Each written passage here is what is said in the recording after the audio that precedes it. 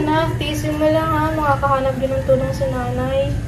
Nay, di ba dinala na natin siya sa health center? Pero sabi doon, kailangan pa rin doon natin siyang dalhin sa ospital eh. Paano kaya yun? Wala tayong pera na kahit pamasahe. Diyos ko, sana naman kaya ako makakahagilap ng pera na ito. Ay, wallet ko ah.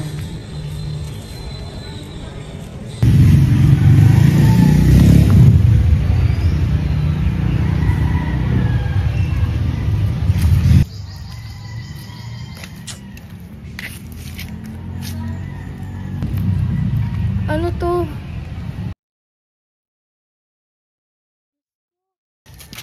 Diyos ko, anong gagawin ko? Hoy, Rosa! Yung bayad ng upa niya, ang tagal-tagal na sinisingil, 6 na buwan na di pa rin kayo nagbabayad. Pasensya na, wala pa akong pera. May sakit yung anak ko. Puro na lang kayo dahilan. Pasensya na talaga, may sakit yung anak ko. Wala akong makikialam sa anak ko. Kung ayaw niyo magbayad, papaalisin ko na lang kayo dito. Kahit saglit lang. Maghahanap din ako ng pera pang bayad sa'yo. Puro kayo ganyan. Nay, kabubuti ako. Wala akong pera, anak, kahit piso. Hanap din si nanay ng pagkain. Nay, kailangan ko ng baon. Kailangan ko pong bumili ng uniform ko. Wala pa akong pera, anak. Hindi pa ako nakapadalayan siya. Pero hanap ako ng paraan para makabayad sa school.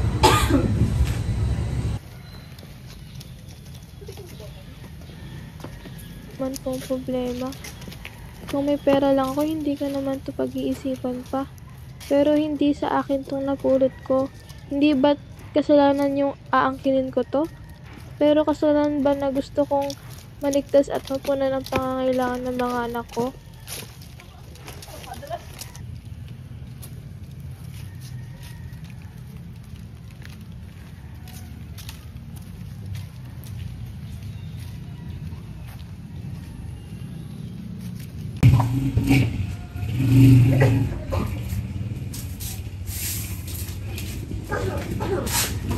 Nay, ano yan? Kapulot ako ng waring anak ko ng pera. Nay, kinuha mo? Hindi ko alam din gagawin ko, anak. Kung ito lang parang para napadala sa Anan sa hospital. Pero hindi naman sa atin yan eh.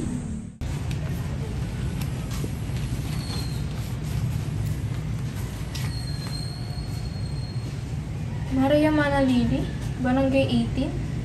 Dito kalayuan ah. Ano mo naman ang ganito? Ay! Ano nangyari, Nay? Tignan siya! Hingi akong tulong! Tulong, tulong, tulungan niyo yung anak ko, tulong! Kailangan ng tulong ng anak ko!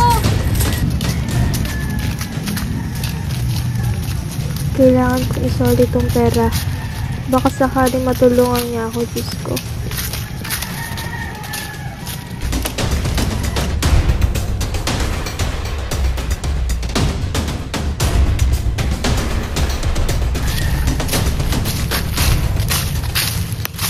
Tao po!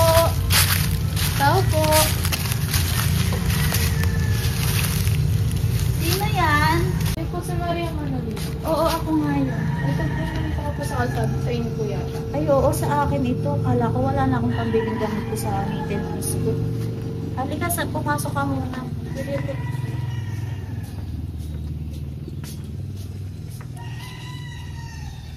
Halika, Iha, dito ka maupo. Ano nga pala ang iyong pangalan? Rosa po. Salamat ha, ikaw ang nakapulot ng aking wallet. Naalaman po. Parang may mabigat kang problema. Yung anak ko po kasi, malubha po yung sakit. Kailangan niya po madala sa ospital. Wala na rin po aming pera. Gagamitin ko po sana yung pera niyo sa wallet niyo kaso hindi ko po kaya ng konsensya ko. Tama ang ginawa mo, Iha, at dahil dyan, hayaan mo ibalik ko ang kabutihan mo. So, Rosa, dalhin mo ang iyong anak sa ospital para naman maibalik ko yung kabutihang binigay mo sa akin. Maraming salamat po, malaking tulong na po to sa anak ko. Ann, magpagaling ka ah. Opo, Nurse Ella. Nurse Ella, maraming salamat po sa pagpagaling sa anak ko. Wala ka naman.